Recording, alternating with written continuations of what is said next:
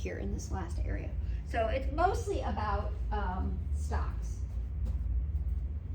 how we deal with different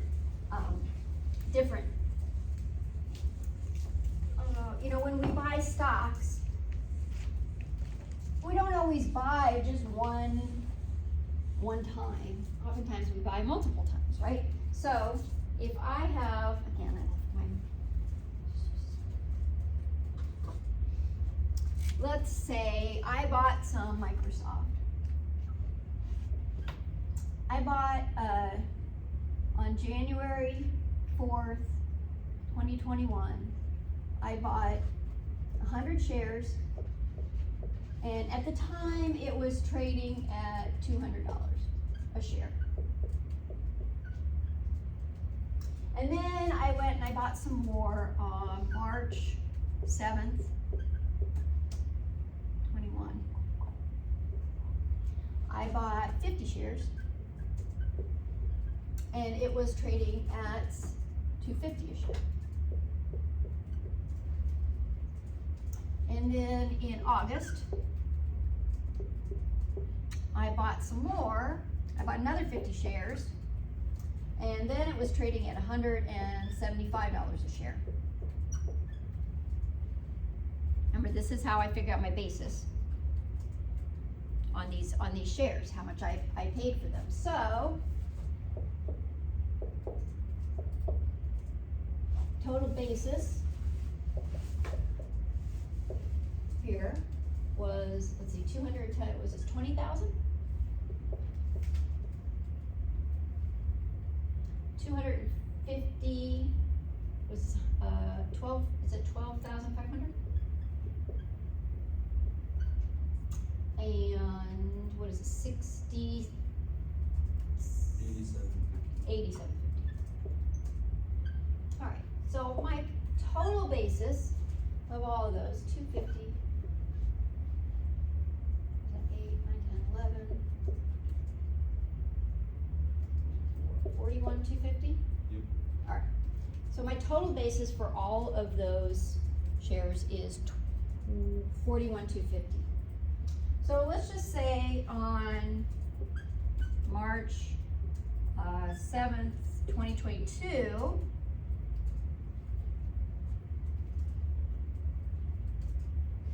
let's make it March 8th.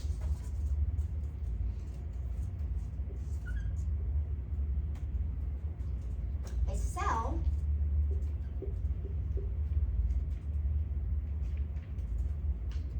$125 shares.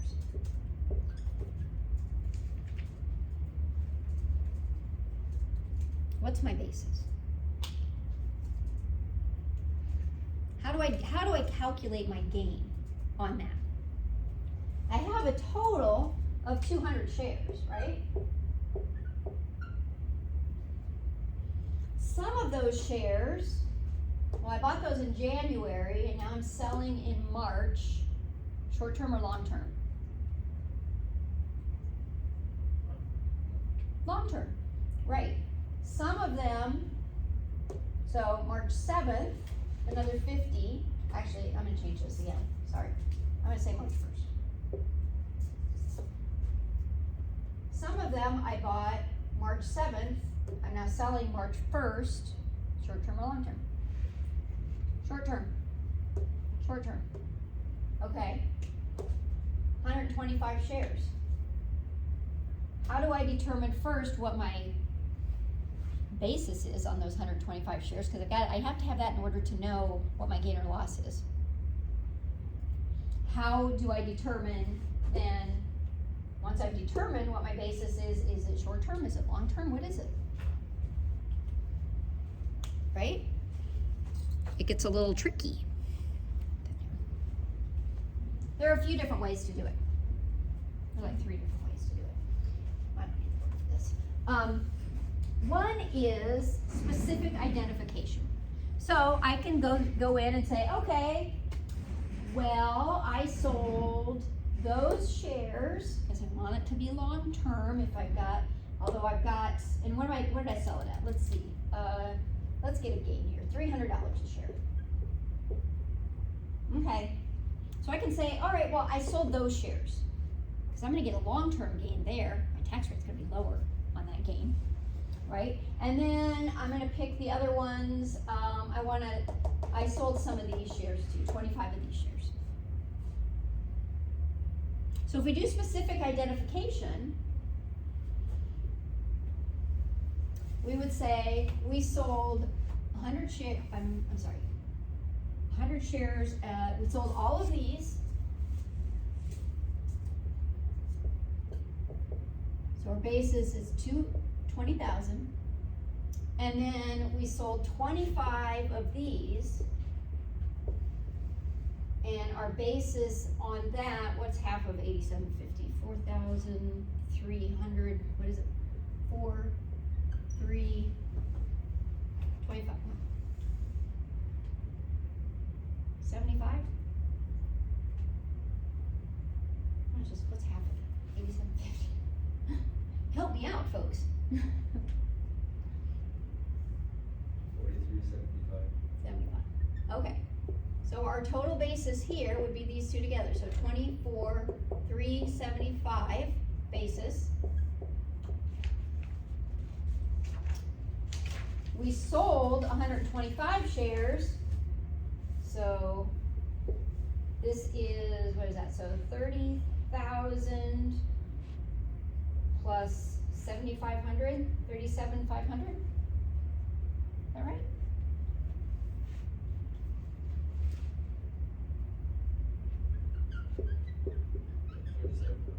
Okay.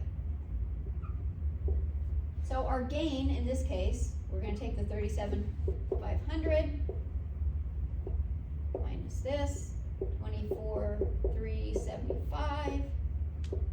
So our gain, our total gain is 13,125. But we would have to, this is long term. So we'd have to do this separately. Of these, our basis, so 100 of these were sold at 30,000. So we would have a gain, a short-term gain of 10,000. And then we sold these are our long-term gain, 43.75 is what we got for that. And their basis was, what is it, 170, oh no, that's the basis, 43.75. We bought 25 of them at $300 a share, so 7,500. So 7,500. So our long term, so this is short term here, long term here. So what's, oh, I should have put the 7,500 up here for our proceeds. Oh. So 7,500 minus 43.75, the 31.25. That makes sense. 13,125 total. So our long-term gain would be 31.25. Our short-term gain would be 10,000. That's one way to do it. Specific identification. You would need to do it that way for this if you're choosing different like long-term and short-term. Right? If you got long-term and short-term. Another way that you can do it is through first in, first out. So, okay, we sold these 100 shares and then 25 of these shares. So you can choose to do it that way as well. We would have a different result if we did that because our basis here is $250 a share rather than $175 a share. Or we can average it. So we have 200 shares at 41,250. I need your calculators again. Divided by 200 shares is 20,000. What do we have? 206.25. Average would be 206.25 a share. If we didn't have this issue of some of them are long-term, some of them are short-term, we could do that. Well, we could still do that. We just use the 206.25 as our basis, but we still have to separate out the long term from the short term. Okay, so that's block stocks. Mutual funds. You guys know what mutual funds are? Some of you probably do, maybe some of you don't.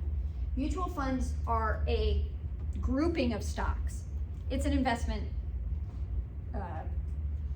it's a security. So, but it's a grouping of stocks. So instead of buying a single stock, you buy shares of a mutual fund, and the mutual fund owns all sorts of different stocks. So it's supposed to, because you're diversifying, you are, in theory, reducing your risk of loss. Because if one, say you have a mutual fund that owns Tesla, and it owns Amazon, and it owns all sorts of different tech companies, and Tesla takes a nosedive. Well, it's only one of several companies. Maybe there's 100 companies in there. So it's only one of several companies. The other companies are increasing in value. So your mutual fund overall is still increasing in value. As opposed to if you just purchase Tesla, now the value of your stock has gone down, your portfolio has gone down because you're more exposed, you haven't diversified your risk. Mutual funds work like that. Somebody else manages them. You just buy shares in the mutual fund itself. Mutual funds pay dividends. Oftentimes, those dividends come from the companies, and then those are distributed to the shareholders of the mutual fund.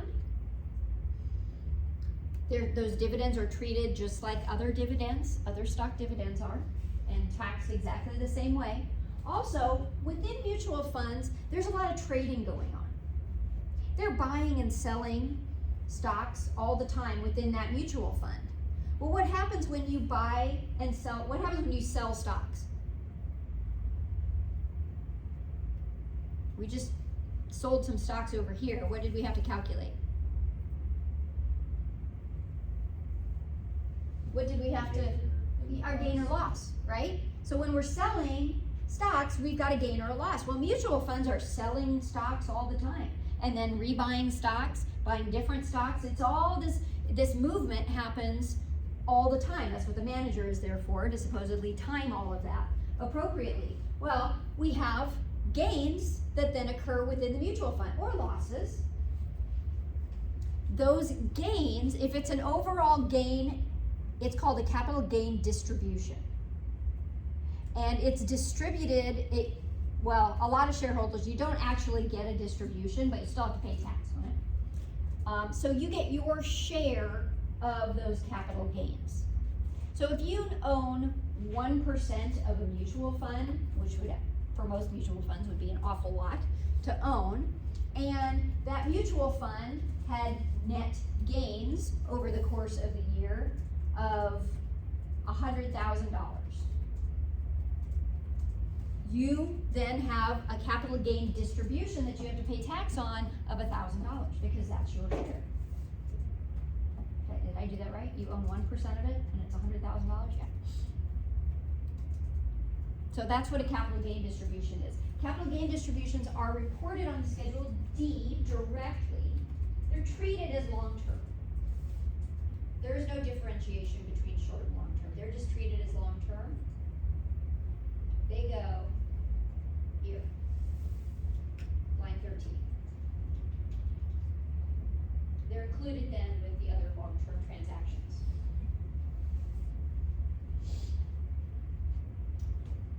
What else do I want to talk about here? Worthless securities. If you have a worthless security, so you own stock in a company that goes under, you're going to report a loss on that stock. Your basis essentially will be whatever you paid for it, and then your proceeds are going to be zero. So you get a loss on that. You have to report it. You can't report it until it actually is worthless. So if there's some chance that you could actually collect on it, you can't yet report it as worthless. But when it is worthless, then you treat it as though it was sold on the last day of the year. So that's for worthless securities. It happens.